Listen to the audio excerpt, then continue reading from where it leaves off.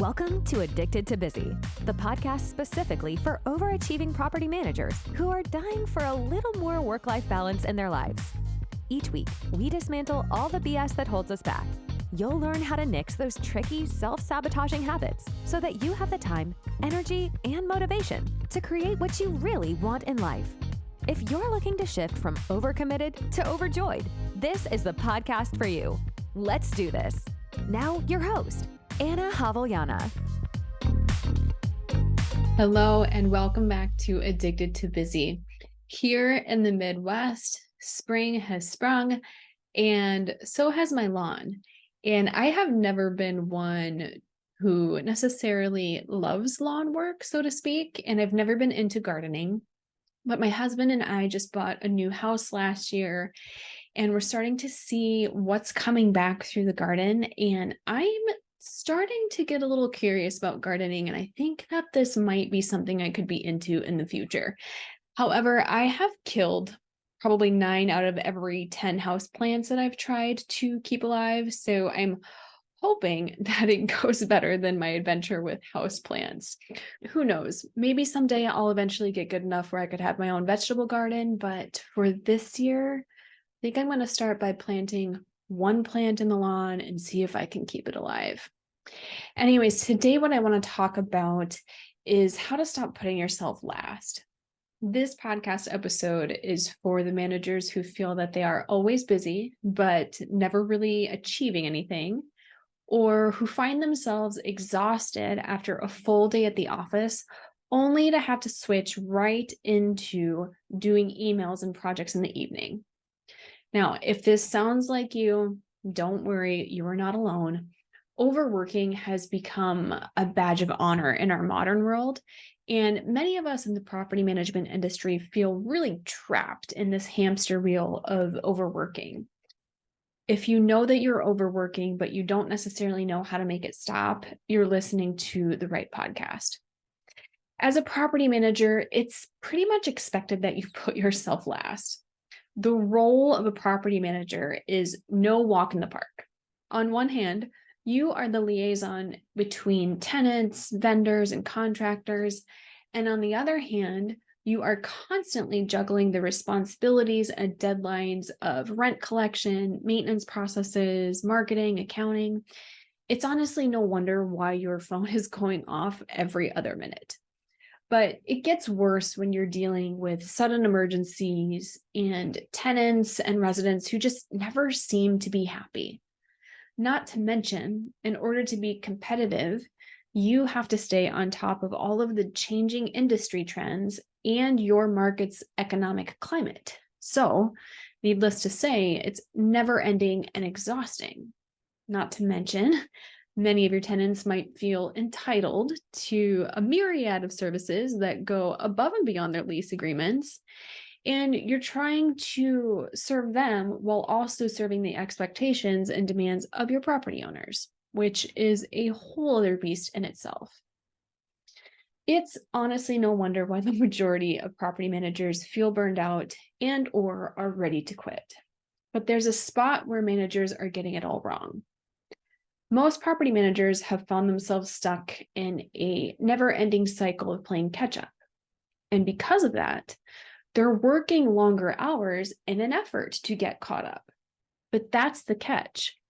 Overworking makes you significantly less productive. So even though you're technically working more, that doesn't always mean that you're actually getting more done. I remember I once had a mentor tell me that if you are working more than 40 hours a week, every single week, that does not mean that you're busy. That means that you're sloppy with your time and you're not clear on your priorities. Now, while I remember when she said this, I was first somewhat offended. Plus, it didn't make sense to me because my properties were performing really well and we were nailing our tenant feedback surveys. But she was right. Sure, my performance was great, but I could be performing at that same level without having to overwork. So how do you figure? You see, when you're overworking, you have less time to sort out the rest of your life. So those weeks that I was putting in 50 plus hours yes, I was getting work done, but I was leaving so many other things undone. First of all, I wasn't getting a full 7 to 8 hours of sleep. And because of that, I wasn't able to work at my full potential. I kept cutting myself off at the knees because I was starting each day already exhausted from a lack of sleep. Not to mention, since I didn't have time to grocery shop or cook, I was eating really crappy food. I was getting takeout at least every other day, which again, that got in the way of me functioning at my highest capacity. So here I am, sleep deprived and feeding myself crappy food. It goes without saying that I tended to be shorter with people, which is why my relationships were suffering. I was getting called out by friends and family for how much I was working, and I really felt like I couldn't make anybody happy. Not to mention, I constantly felt unfulfilled. I was a cog in a wheel, and I didn't have any time for my personal goals or for my hobbies. This cycle was soul crushing. And I tried everything I could to get out of it. I bought every planner you can imagine. I tried Trello, Asana, Monday, Teams. I set out of offices. I read books about designing my life and taking control of my time. And I would read any article that boasted that it would increase my productivity in some way. But none of these worked. And I'll tell you why. All of these tactics were focused on the doing of my job. I wasn't addressing the actual problem.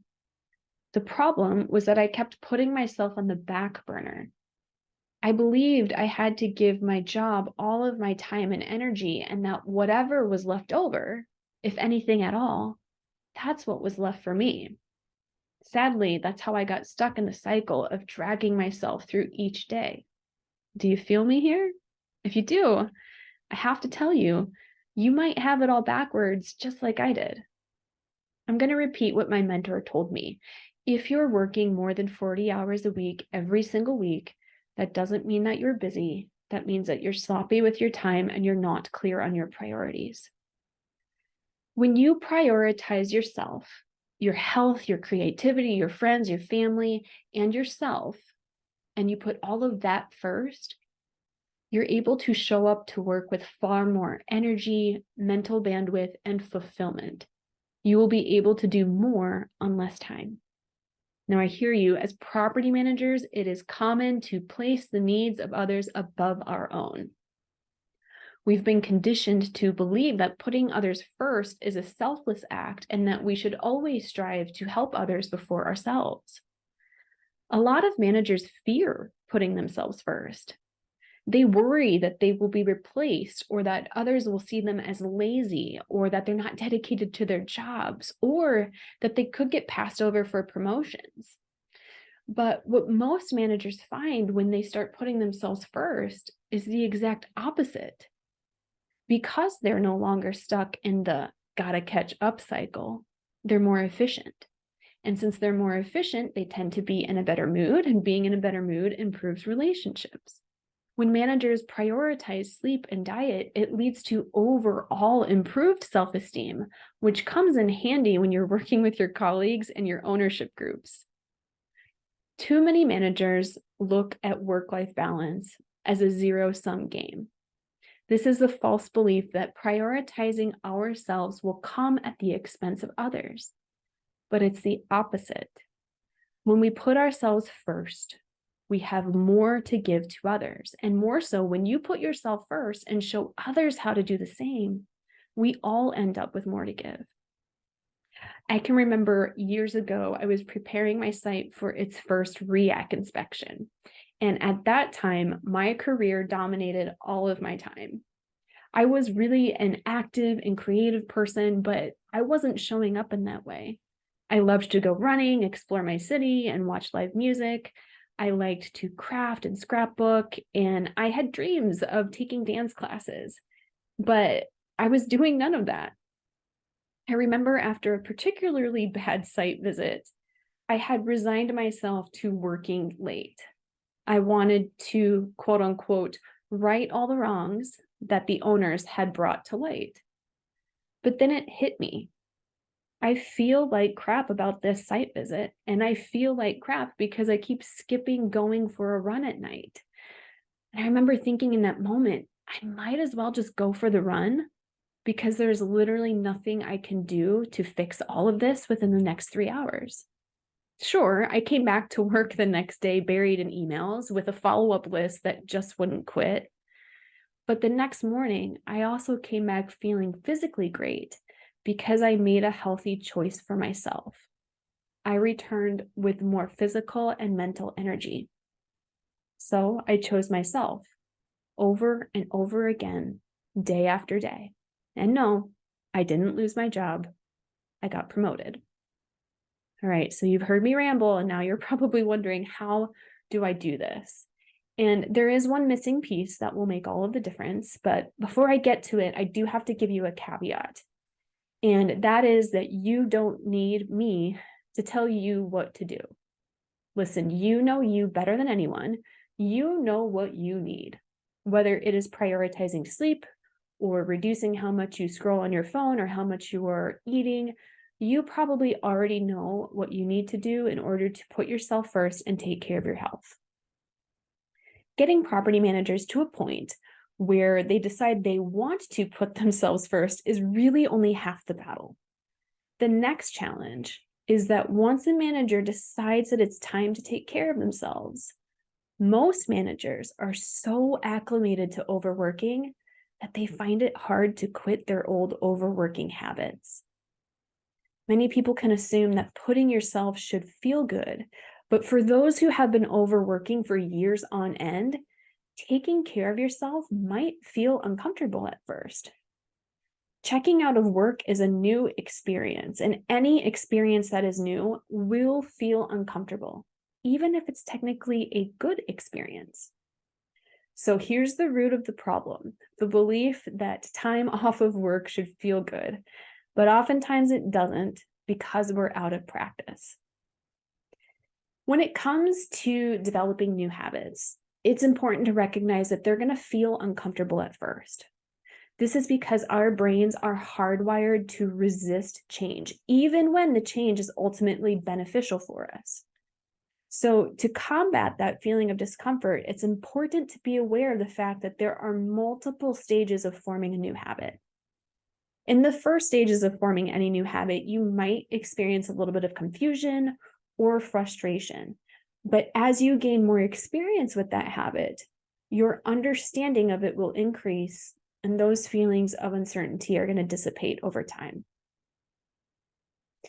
The key to making this work is sticking to it even when it doesn't feel good. I'll give you an example. In my current role, I do a lot of public speaking events, and most of those events are out of state, which means that I lose out on time in front of my computer to respond to emails. I remember I had a week where I was in 4 different states over the course of a week. And my first day back in the office was on a Wednesday. And usually at Wednesdays at 5 p.m., I take a dance class. That first Wednesday that I returned to the office, it was 5 p.m., time to leave for the class, and I did not want to. My email inbox still had unread messages. There were Slack threads piled up waiting for a response from me, and I hadn't had the chance to check in with all of my one-on-one clients.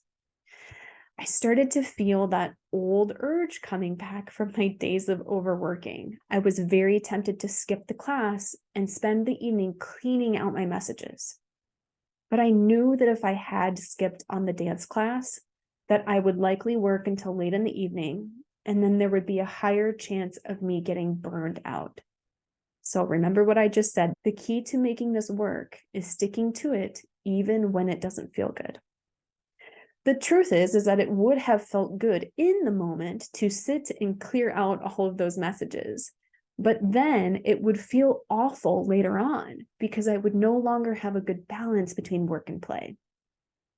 Listen, there will never be a day in property management where you aren't bombarded with emails, texts, voicemails, messages. If you don't have the ability to shut down, you will never shut off. This industry doesn't sleep, but that doesn't mean that you shouldn't. Here's the thing. When I give my brain a small break from my work, I am able to return to work with renewed energy and increased focus. Yes, it does feel uncomfortable in the moment to leave a few things undone that I could probably get done in the evening. But over time, it feels better for you in the long run when you look back at the holistic picture of your week and it is balanced. It's been a while since I've put a plug in on the podcast for the journal questions. And so I got to tell you, there is a huge difference between just listening to this podcast versus connecting this work to your own life. Listen, if you journaled every day for 15 minutes, you are going to amaze yourself at what you find. And if you are trying to change habits that are getting in your way of maintaining good work-life balance, journaling is a way to exponentially increase how fast you adopt those new habits.